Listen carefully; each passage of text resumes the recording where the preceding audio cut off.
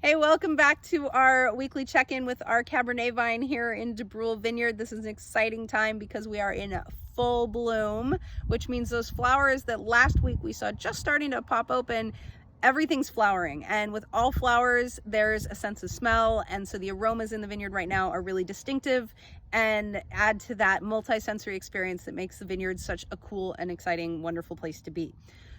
So if we look at the cluster, we can see all of these. Last week, we talked about those caps starting to open up. There's a couple of caps right here that haven't quite popped off fully, but most of them we have nice open flowers, and everything, the white is the open flowers, and there's pollen that comes off of those. And in the middle of these, you see these little green berries, those potential berries. Those need to be fertilized, and if the pollen gets all the way to the seed and fertilizes the grape, it will grow and develop the seed and then make it enticing for the birds with flavors and aromas and color. And so the birds will pick them up and take them and disperse them and get new grapevines.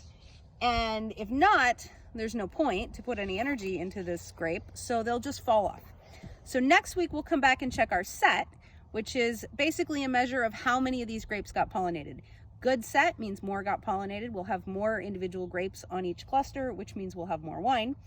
Poor set means we didn't get a lot of berries that were pollinated. Most of them fell off, and it means we won't have a lot of grapes, which means we won't have a lot of wine. So as usual, everything that ends up in your glass starts here in the vineyard. So we'll see you next week to see how the fertilization went.